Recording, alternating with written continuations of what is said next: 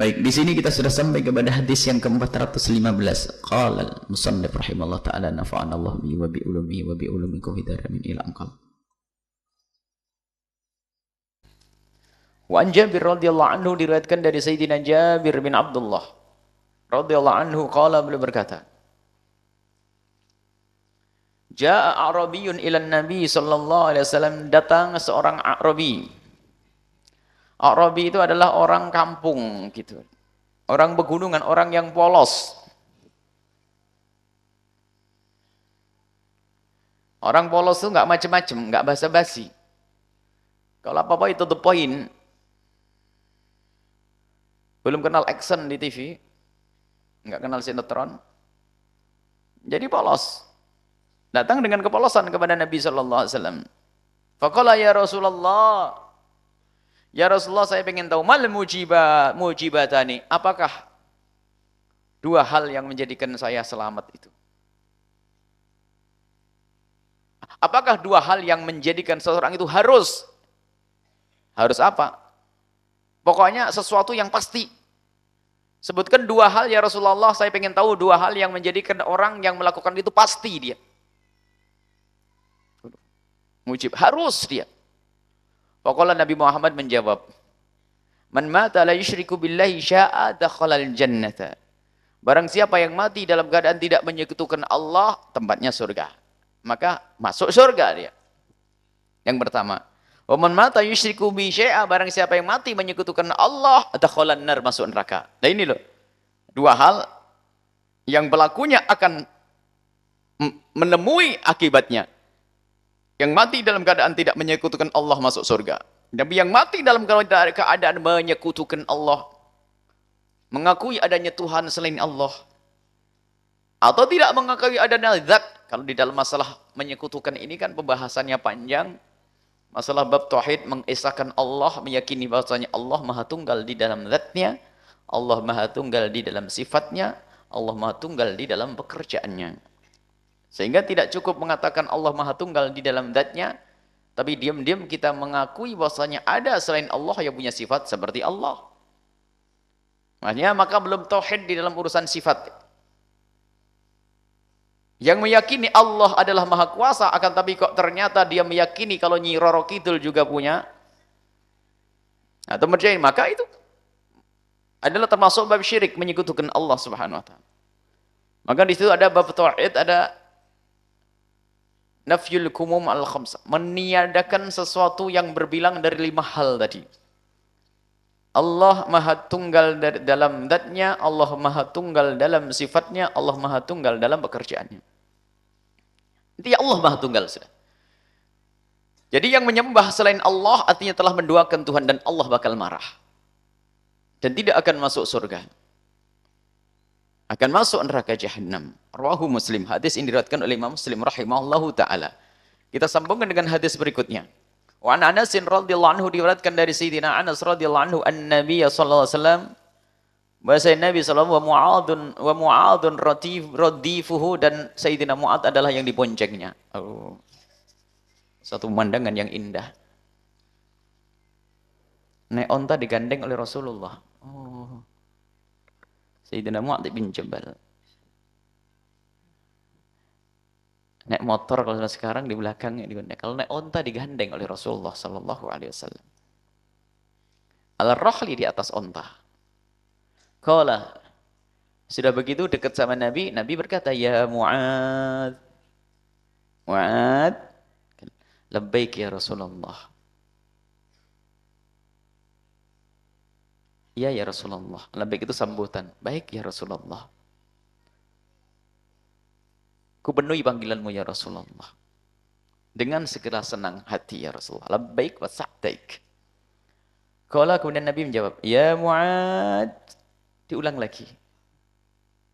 Dipanggil Rasulullah, ya apa enaknya. Tidak tahu rasanya Sayyidina Mu'ad waktu kayak apa. Dipanggil Rasul, ya Mu'ad, ya Mu'ad, ya Mu'ad.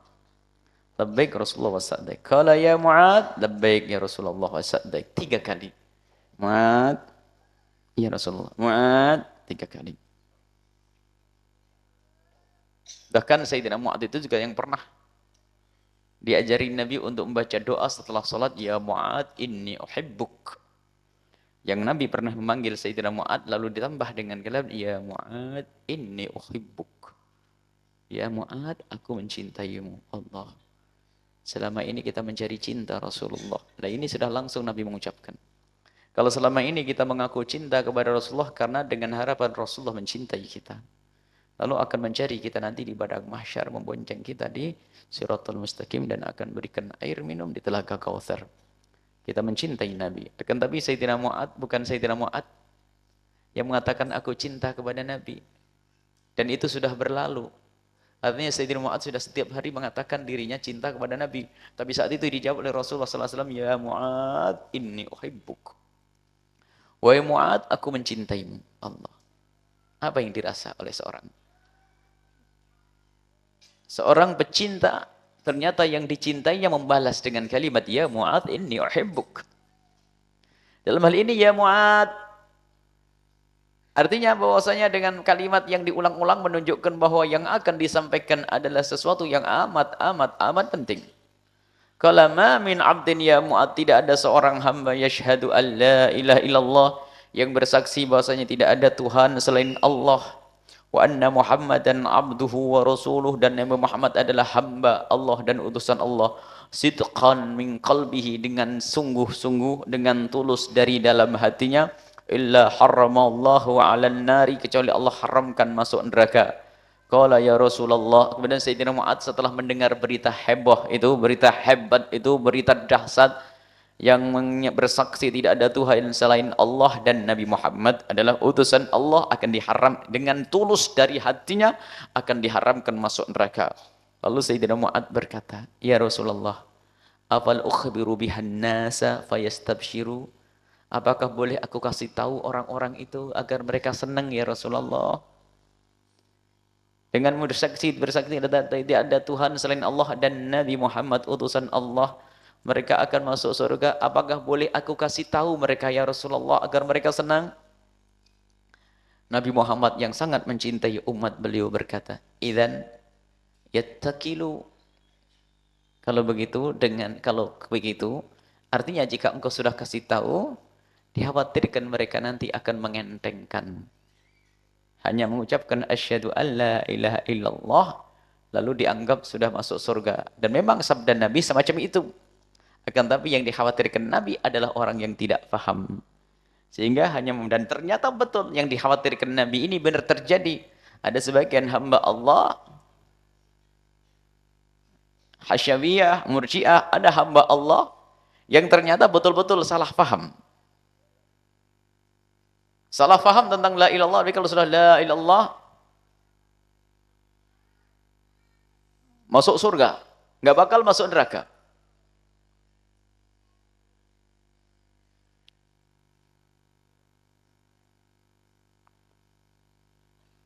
Nah ini musibah.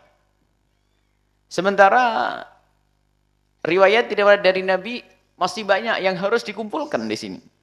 Dan memang saat itu betul ada satu kelompok yang mengatakan, sudah apa bentuknya kita bakal masuk. Bahkan sampai berlebihan di saat menjelaskan tentang neraka dan surga.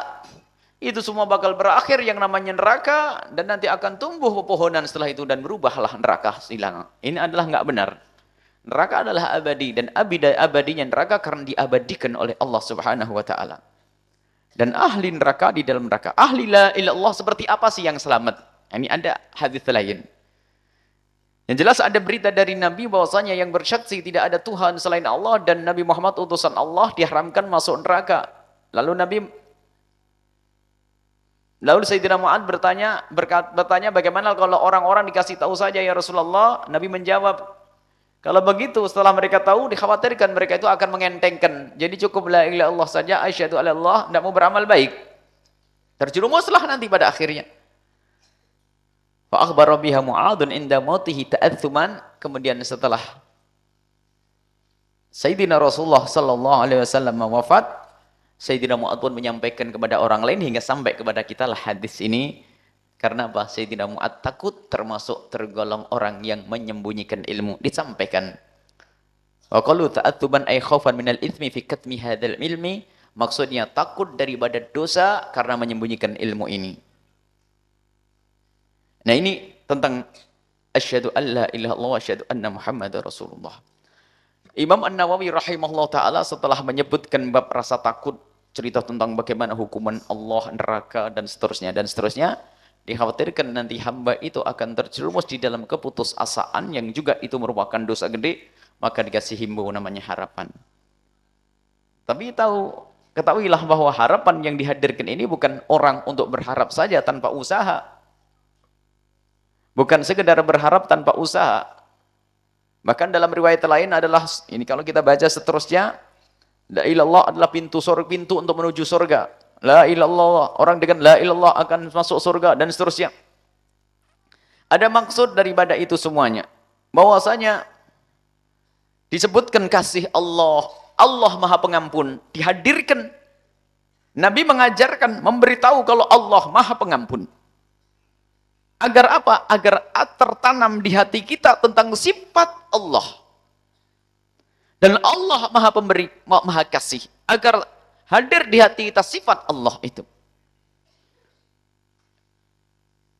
Nah, di saat seorang hamba menyadari bahwa Tuhan Allah adalah Maha Kasih,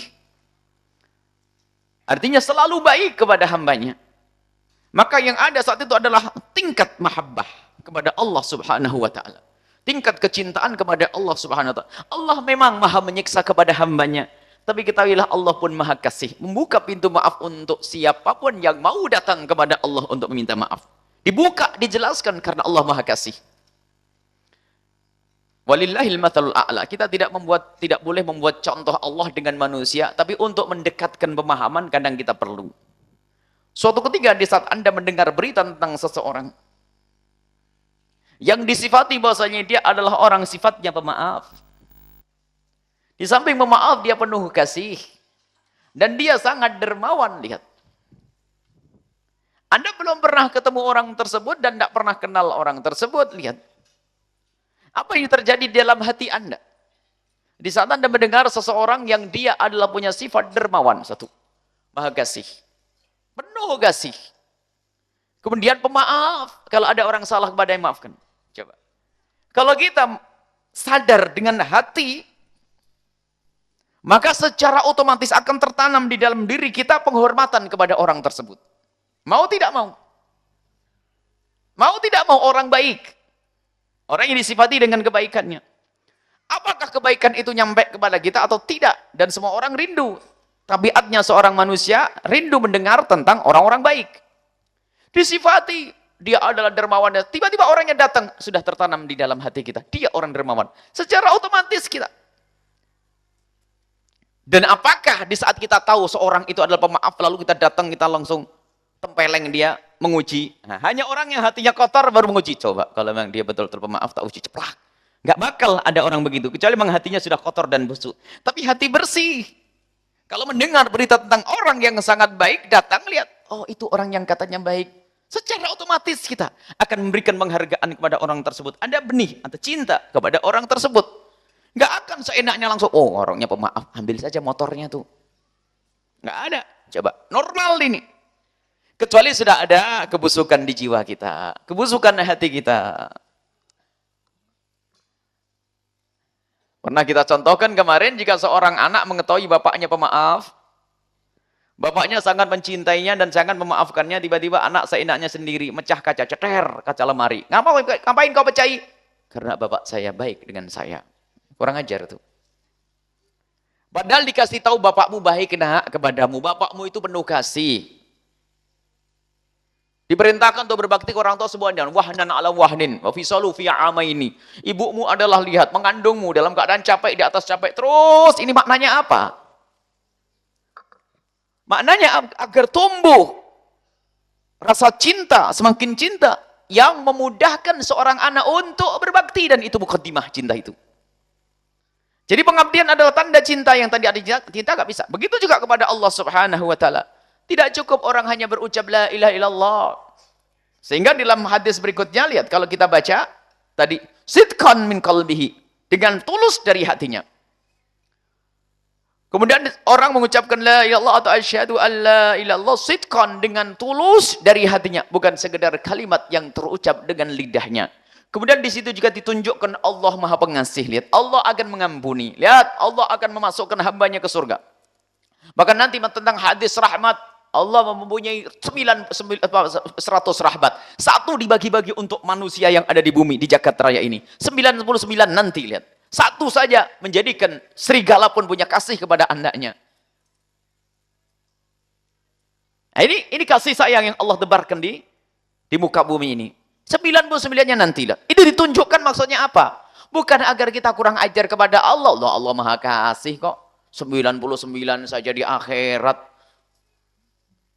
Satu saja yang kurang ajar dapat duit. Punya rumah megah. Hidupnya enak. Itu padahal cuma satu rahmat Allah. Apalagi 99, tenang aja deh nanti. Allah kan punya 99 rahmat lagi. Nggak ada orang begitu. Itu orang salah paham tadi. Jadi dihadirkan makna ini agar tertanam di hati kita kecintaan kalau Allah Maha Kasih. Menampakkan sifat rahmat Allah. Sehingga setelah itu akan muncul makna kecintaan yang cinta itu akan melampaui daripada makna keimanan tadi. Jadi iman, yakin. Setelah itu ada namanya mahabbah. Iman dan mahabbah. Nah, karena namanya iman dan mahabbah itu, iman tidak bisa diketahui oleh siapapun, maka hendaknya diucapkan dengan lidah. Dan mahabbah tidak bisa dilihat oleh siapapun karena ada di dalam hati, maka ada terbukti dengan perilaku kepatuhan kepada siapapun yang dicintainya. Ini makna. Jadi disebutkan sifat-sifat Allah yang seperti itu bukan untuk kita kurang ajar. Ini misalnya tasawuf palsu, tasawuf adalah hak. Akan tapi kadang orang tasawuf aneh-aneh. Allah kan Maha Kasih. Allah Maha Pengampun. Allah tidak akan tampak sifat pengampunannya kalau bukan karena dosa kita. Ayo kita berdosa, biar tampak sifat pengampunan Allah. Ini kurang ajar. Kemudian disebutkan juga di situ tentang barang siapa mengucapkan la ilaha illallah masuk surga, itu adalah mutlak. Tidak ditambah dengan kalimat yang lain, tidak diikat dengan yang lainnya. Dan tidak cukup, tapi lihat hadis-hadis yang lainnya. Buat ada di antara mangkola la ilallah mukhlisan, tadi sidqan, mustaiqinan biha biqalbihi. Ada, jadi ada tambahannya dalam hadis lain. Artinya apa? Yang mengucapkan asyhadu alla ilaha illallah dengan lidahnya dibarengi dengan keyakinan yang sesungguhnya di dalam hatinya, itu loh yang masuk surga. Maksudnya dengan hati itu gimana sih? Yakin dengan sesungguhnya. Yakin. Kita ngerti makna yakin itu. Sehingga kalau ada keyakinan tentu ada harapan. Orang yang lagi butuh duit saja sudahlah. Yakin itu orang kaya, dermawan, suka ngasih duit. Lihat. Di saat kita bertemu dengannya, berharap dengan keyakinan. Lalu kita akan mengulurkan tangan, Pak, saya minta duit. Ini dengan manusia. Yakin orang itu bakal mau menempeleng beneran tuh kalau kita macem-macem. Ayo, yakin. Lain makna yakin ini bukan sekedar, oh dia adalah seorang pendekar algojo hebat. Tapi hanya di lidah saja. Kamu takut enggak? Saya takut. Tapi tak tanya, tak taunya kurang ajar sama dia. Nggak mungkin itu. Yakin itu lihat akan mempengaruhi perilakunya. Oh itu dia. Yang kemarin ya. Itu manusia saja, urusan dengan manusia. Maka yakin ini yang kadang dipinggirkan. Jadi kalau meyakini kalimat asyhadu alla ilaha illallah wa asyhadu anna Muhammadar Rasulullah. Apa makna Rasul? Penjabaran yang panjang. Utusan Allah, membawa pesan dari Allah, syariat dari Allah Subhanahu wa taala. Nah, dengan yakin ini lo lihat, dia akan patuh. Lah ini dari Allah yang menciptakanku. Maka secara otomatis yang tertanam di dalam hati seorang hamba, keimanan tadi diucapkan oleh lidah, dirasakan oleh hati. Kemudian setelah itu dikenalkan sifat-sifat Allah, muncullah kecintaan. Maka di saat seperti itu dia tidak akan melakukan sesuatu yang dibenci oleh Allah. Yang diinginkan adalah selalu melakukan sesuatu yang dicintai oleh Allah. Namanya manusia sesaat kepleset. Ya, manusia. Akan tapi lihat dia ngerti pintu maaf Allah dibuka, segera bergegas. Tidak akan menunda tobat di situ. Tidak akan menunda tobat. Jadi apa? Di saat terjerumus dia kepleset dalam kemaksiatan, tidak menunda tobat, aku harus tobat. Dan tobat yang sesungguhnya. Tobat yang sesungguhnya. Tahu bahasanya Allah Maha Penyiksa. Allah membuka pintu maaf. Kalau aku tidak masuk pintu itu, maka aku akan disiksa. Sadar. Lihat, makanya istighfarnya tidak akan ditunda. Dan dengan derai air mata. Kemudian masalah la ilaha illallah ini beda di saat kita menghukumi orang dan menghukum diri sendiri. Kalau dikatakan mengucapkan la ilaha illallah dengan sungguh-sungguh atau asyhadu an la ilaha illallah dengan sungguh-sungguh, maka dia akan masuk surga. Masuk surga. Dengan sungguh-sungguh itu untuk kontrol diri kita sendiri. Apa yang kau yakini dengan asyhadu an la ilaha illallah? Apakah hanya sekedar mulut yang terucap? Tahu enggak bahwasanya maknanya adalah aku bersaksi dengan hatiku bahwasanya tidak ada Tuhan selain Allah yang Maha Tunggal. Dan Nabi Muhammad adalah utusan Allah. Ini untuk karena ini untuk kontrol. Ketahuilah kalau kau benar dengan hatimu semacam itu, selamat kau. Kalau benar, kau selamat. Bahkan kalau punya dosa, lihat. Karena engkau mengakui Allah, Tuhanmu, engkau berdosa, manusia. Sampai dikata, wa in zana wa in sarak. Seorang mukmin kepleset dalam zina, kepleset dalam pencurian. Tapi dia sadar Allah yang Maha Kuasa, lihat kembali. Dan tidak akan menunda tobat. Tapi orang yang kenal Allah Maha Pengampun dan Maha Kasih, lalu dia berdosa, tidak tobat, sebetulnya dia tidak punya keyakinan. Tadi kita contohkan dengan manusia, lihat. Kita takut kepada manusia yang sangat berbahaya kepada kita, lihat. Lalu kita melakukan kesalahan dan kesalahan kita ini akan mengakibatkan mereka menghukum kita. Sementara telah di pintu maaf. Yang datang meminta maaf, akan aku bebaskan, tidak akan aku penggal lehernya. Coba. Dia akan lari yang pertama. Aku mohon maaf, aku telah melakukan kesalahan. Ini kesungguhan, karena apa? Yakin. Ini manusia. Bagaimana dengan Allah? Nah kalau tidak berkegas, makanya la ilallahnya enggak sungguh-sungguh. Keimanannya kurang. Ada pada zaman Nabi orang minta dipotong tangannya. Ada yang dirajam. Ada pada zaman Nabi SAW. Lihat. Karena keimanan, kisah Ma'iz. Ma'iz adalah orang yang terpleset dalam berzinahan, lihat. Dia tidak ingin diseksa di akhirat. Imannya itu, lihat. Tidak ngentengin, iman. Tidak apa-apa, aku terhinakan di dunia. Aku mati dirajam, tidak apa-apa. Ya Rasulullah, halaktu wa qad zanait. Aku telah hancur Rasulullah, aku telah melakukan berzinahan. Misalnya. Seketika dia. Biarpun Rasulullah mengajari untuk menutup aib. La'allaka lamasta, la'allaka qabbalta, la'allaka. Mungkin kamu hanya bersentuhan, mungkin kamu. Tapi lihat, dari pribadi. Ma'iz bin Malik dari pribadinya adalah ingin terbebas daripada dosa ini. Karena ngerti dia iman. Dia melakukan kemaksiatan. Tapi dia punya iman, hukuman Allah sangat mengerikan di akhirat nanti. Sampai berkata, nakini dalam riwayat. Bersihkan aku ya Rasulullah. Ya Rasulullah. Aku punya dosa ini, bersihkan. Nabi mengatakan, la'allaka. Barangkali kamu hanya sekedar ciuman. Ya Rasulullah. Halaktu. Wa inni wa qad zanaitu. Tahirni. Nakini. Tahirni dalam riwayat. Bersihkan aku. Lihat, keyakinan itu nggak peduli tentang dirinya nanti. Nah, sekarang menunda tobat dari mencuri, dari masih menunda nanti-nanti, kayaknya nggak takut kepada Allah. Maka ini dihadirkan oleh Imam An-Nawawi setelah bab khauf ada bab roja, agar kita itu punya harapan besar, sekaligus untuk menanamkan rasa kagum, rasa mengagungkan, rasa cinta kepada Allah dan rasa kagum, cinta.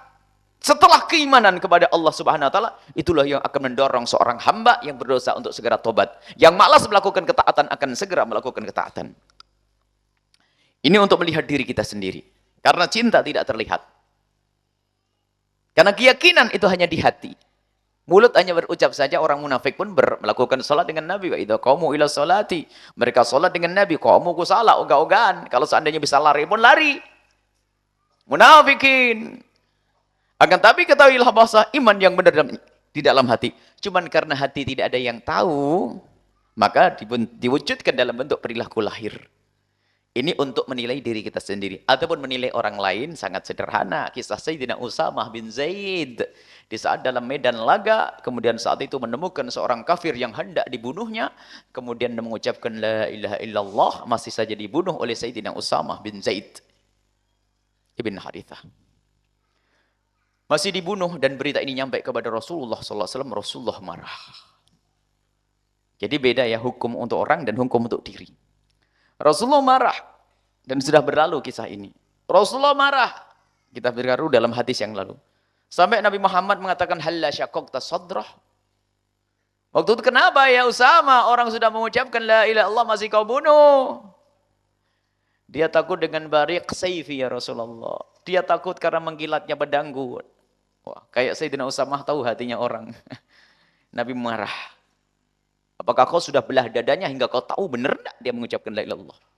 Sampai setelah itu Sayyidina Usama bin Zaid sangat nyesel sampai ia berharap seandainya aku masuk Islam saat ini agar terhapus dosaku yang lalu. Maknanya apa? Kalau nilai orang lain, jangan sok tahu urusan hati orang. Selagi orang itu berasyhadu alla ilallah, ahli iman cukuplah. Selesai. Kecuali dia melakukan sesuatu yang menjadikan dia keluar dari iman, mengatakan ada Nabi setelah Nabi. Merendahkan Rasulullah, biarpun mengucapkan asyhadu alla ilallah beribu kali, tapi merendahkan Nabi, maka dia keluar dari iman. Itu selesai. Tapi kalau tidak ada sebab-sebab dia dikeluarkan dari iman, selagi dia sudah berasyhadu alla ilallah, awas. Jangan kamu sok tahu tentang hati seorang hamba. Ini nilai orang. Tapi untuk menilai dirimu sendiri tuh lihat. Untuk menilai dirimu sendiri lihat. Harus yakinan, mustayakinan dalam hadis Nabi. Mukhlisan dalam hadis yang lain. Sidqan dalam hadis lain. Haqqan dalam hadis lain. Jadi nggak cukup orang asyhadu alla ilaha illallah wa asyhadu anna Muhammadar. Harus ada haqqan min qalbihi, sidqan min qalbihi. Dalam bilang mukhlisan. Dan buat mustaqinan biha qalbuhu. Jadi harus ada yakin di dalam hati. Kemudian setelah itu kenal keagungan Allah, kemuliaan Allah, maka setelah itu akan menjadi seorang hamba tersebut setelah keimanan dengan lidahnya, mengucapkan dengan lidahnya, iman dengan hatinya, kemudian tambah kecintaan, maka mudah baginya untuk meninggalkan kemaksiatan dan untuk tobat dan rindu untuk melakukan ketaatan. Kemudian ada kesalahpahaman tentang ini, ada hamba Allah yang dua kutub ekstrim.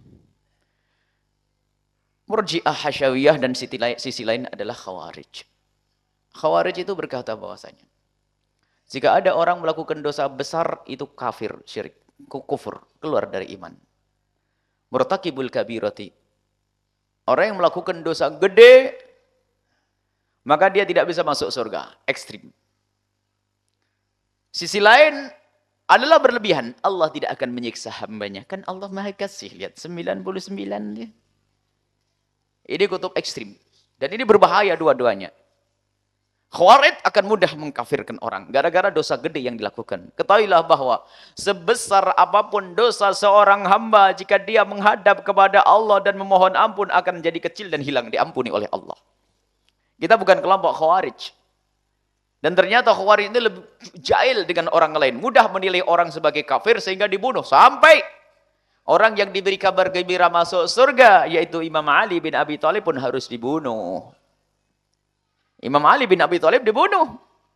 Karena dianggap oleh orang Khawarij keluar dari iman. Bagaimana ahli surga keluar dari iman? Na'udzubillah. Dan itu muncul sampai hari ini Khawarij itu orang-orang yang dikit mengatakan orang lain kafir. Syirik itu adalah satu kesesatan juga. Ada sisi lain orang yang ngaco, berbahaya sekali. Sehingga menjadikan orang kurang ajar kepada Allah mengatakan apa? Kalau selagi orang sudah mengucapkan la ilaha illallah nanti selamat masuk surga nanti. Masuk neraka sebentar aja nanti masuk. Kayak ngentengin neraka. Disetrika 2 menit saja nggak kuat di dunia, apalagi di neraka. Iya kalau benar imannya. Kalau yang suka ngentengin sebetulnya biasanya tidak ada iman di dalam hatinya. Biarpun mengucapkan la ilallah 1000 kali. Sedang permasalahannya adalah bukan mengucapkan la ilallah. Kata Imam Hasan Basri, la ilallah itu seperti sisir, ada giginya. Lah giginya adalah menjalankan kewajiban-kewajiban ini. Kalau dapat gigi nggak bisa nyisir tuh. Seperti pintu apa?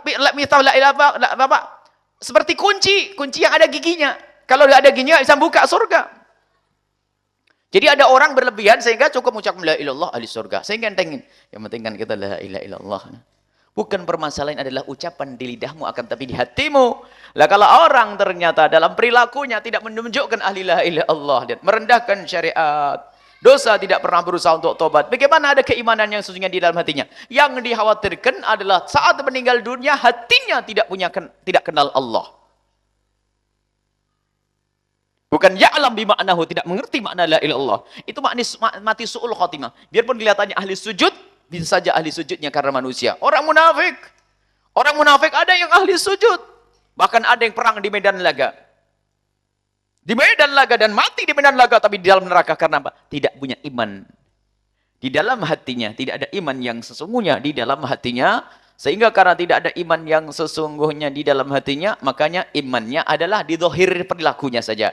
Omongannya akan tapi hatinya tidak. Sehingga apa? Di saat ia mati, na'udzubillah, dia bukan mati dengan la ilaha illallah.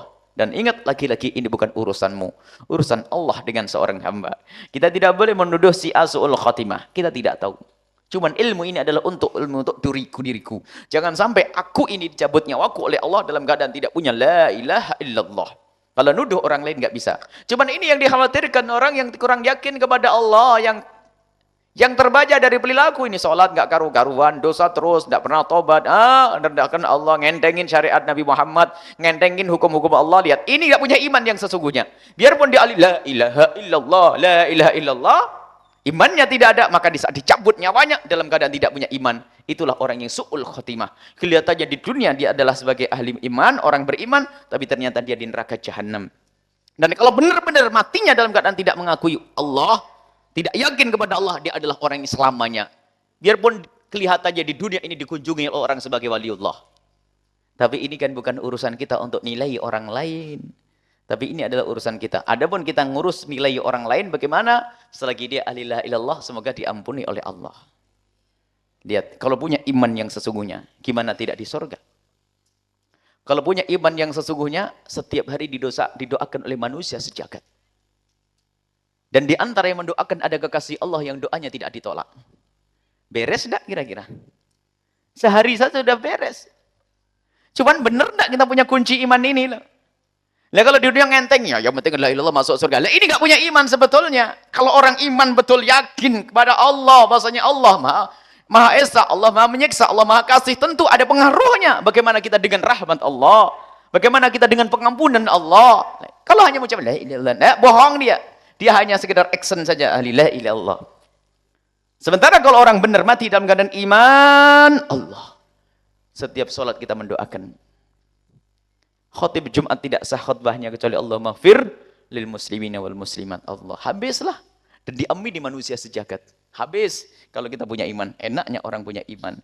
Cuman siapa yang bisa memastikan ini semuanya? Tidak ada yang tahu. Maka dari itu kita semua berusaha. Ayo kuatkan keimanan di hati kita. Yakin iman dan yakin keimanan dengan mengenal sifat-sifat Allah sehingga kita semakin kagum dan cinta kepada Allah, secara otomatis itu semua akan mempengaruhi perilaku kita. Ahli la ilaha illallah, coba sembah nyembah berhala, tidak diterima oleh Allah biarpun dia percaya adanya Allah. Ahli la ilaha illallah menolak Al-Quran, bohong, ini adalah dari Allah. Kalau kenal Allah, lihat, kenal Allah tuh seperti apa yang kau fahami tentang Allah? Apakah hanya sekedar simbol atau sekedar kalimat? Atau engkau meyakini bahasanya Allah yang menciptakanmu, yang memberimu segala nikmat, yang maha pengampun sekaligus maha kuasa untuk menyiksa. Nah ini kalau kita meyakini itu berbeda. Yakin loh ya.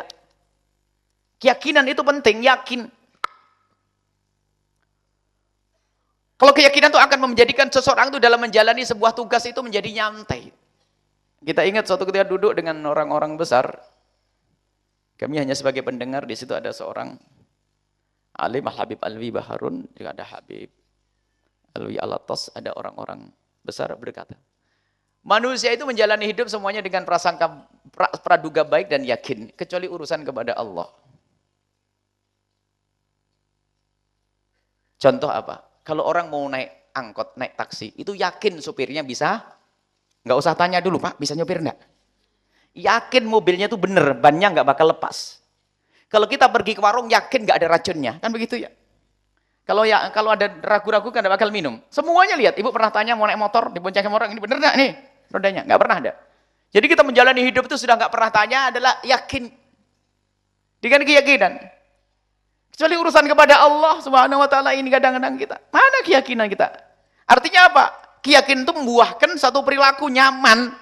Kalau yakin Allah bakal menyiksa, dia takut. Yakin bahasa motor ini rusak, lihat. Dia minta, gimana? Nanti ketabrak nih.